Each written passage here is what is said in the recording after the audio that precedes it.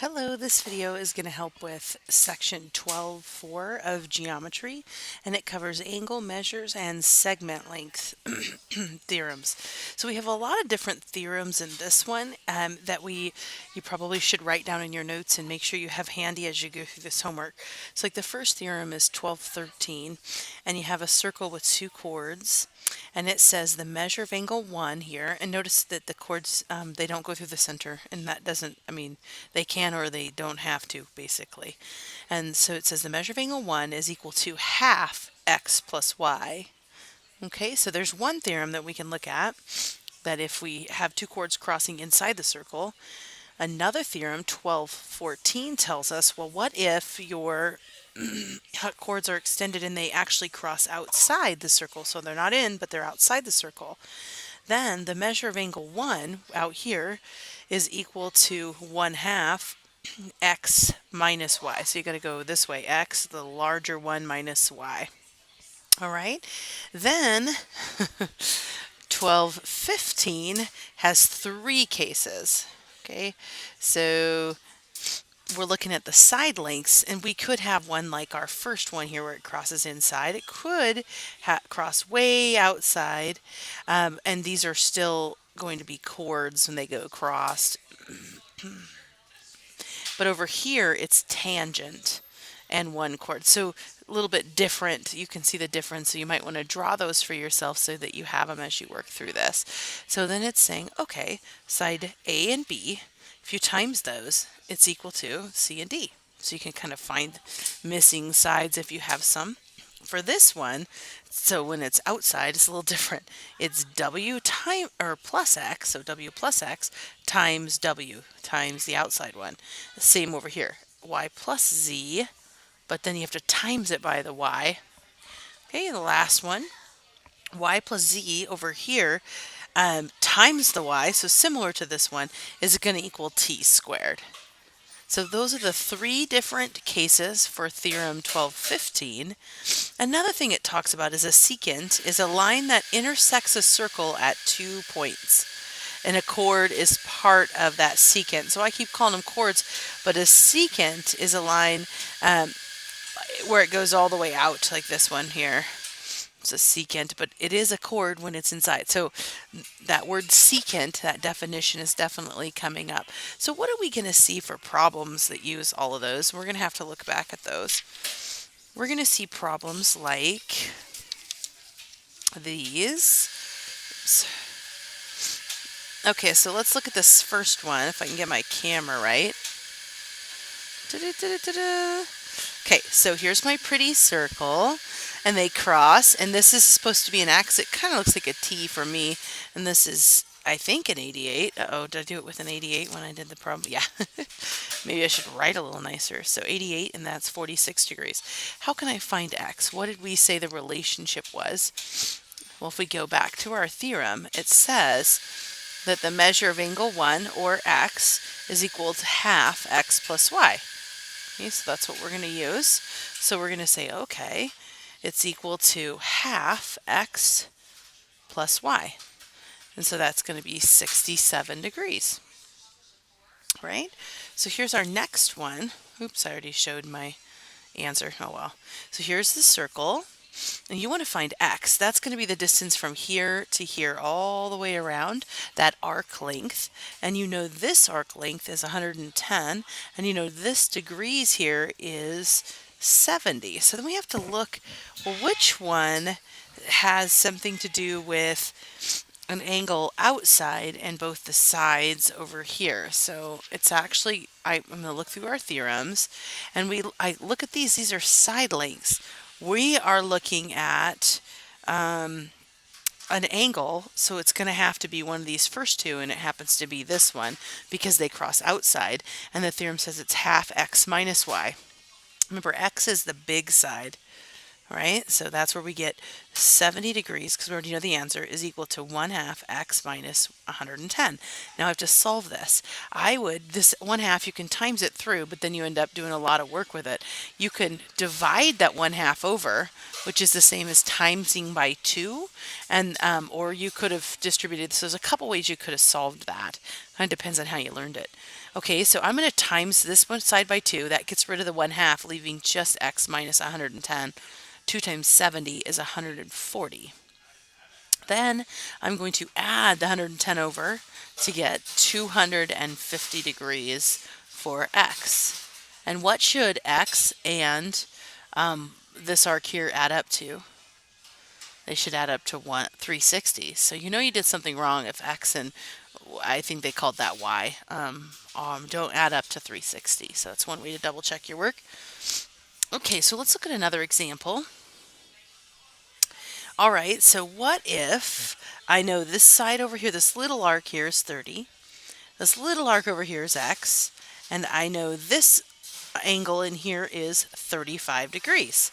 Well, the problem says 35, or the theorem says 35 is equal to 1/2 times x plus 30. So I can set that up.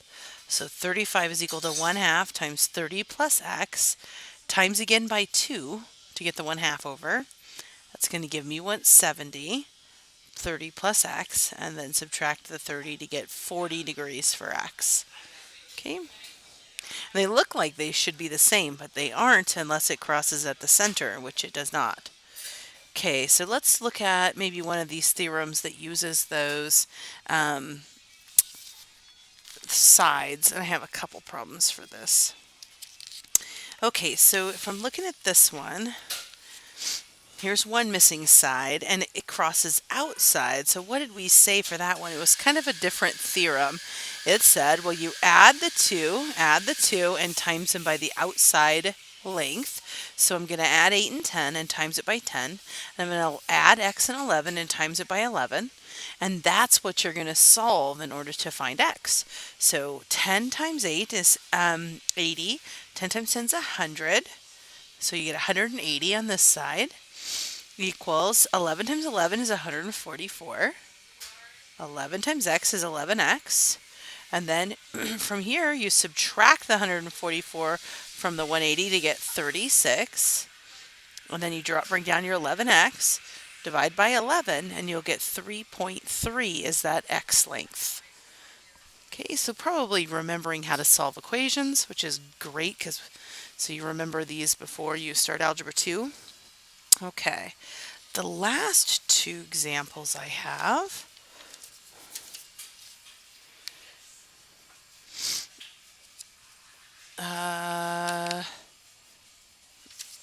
This one looks like this. And why did I like this one so much? Oh, I remember. I was like, this is similar to the ones we've already done. I remember why this one I thought was kind of hard. There's no x and there's no degrees of this arc. And they label C so that you can say this is arc AB or ACB so that you know it's going through C and that's arc AB, just to help with confusion so we don't get confused. So what if they only give us x and they don't give us either angle? Well, we know that these two are related by 1/2. What is it? Let me double check I'm getting that run right. Yeah, 1/2 x this side minus this side. So my x is kind of on the wrong side. I should have probably called it y, but it's okay. What we can do is we can assume, well, at this side and this side have to add to 360. So this side over here I can call 360 minus x, and that's going to be arc ACB. That's kind of hard to think of. That's why I'm going through this example. So then I can set the problem up as 62 equals the 1/2. 36 minus x, that's your x side, minus x, that's this side, and that's your theorem. So then we have to solve this. Well, negative x minus x is negative 2x. And yeah, so, and then I times the 2 over again. Times by 2, and you get the 124. Okay, and then I solve the The biggest thing a lot of people mess up is they go -1 minus 1 more is not -2. Somehow they get some other zero or something, but it is -2.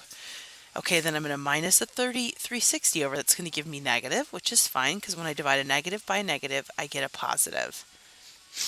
So we end up with positive 118 on that one. So this one was a little confusing because you would think you need more information, but you really don't because you know that these have to add to the 360. So do use that information of those add to 360. Okay, then the text in your problems, it gave you a problem where it said, okay, and you had to draw it yourself. It said, what if you drew a triangle inscribed in a circle? And the angle degrees of the triangle are 30, 80, and 70. What are the outside arcs? So arc BC, arc AC, and AB. What are these different arcs outside? All right, so we know from our theorems that I couldn't remember which theorem. Hold on. They cross inside your...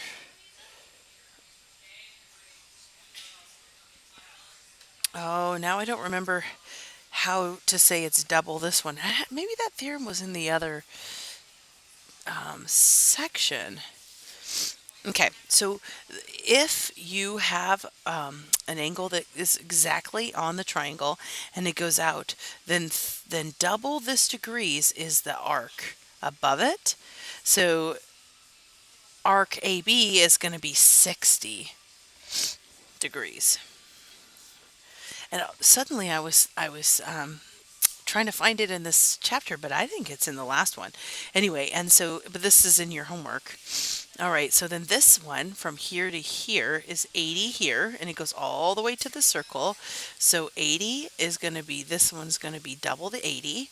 So this is BC, and 80 twice is 160 degrees. And then AC is connected right here and here, and that one's 70. So double 70 is 140 degrees. And what should these add up to? They better add up to 360 or I did something wrong. It's funny, after you get a little older and you're not teaching geometry, you're not doing it as often, you remember theorems, and I can tell you that this is half of that, and then I'm like, but I don't remember what theorem told me that. Okay, so this does add up to 360, so we're good. Okay?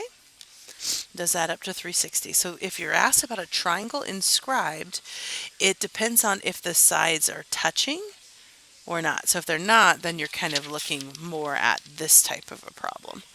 Okay, hopefully you found this helpful for section 12.4. Let me know if you need more help.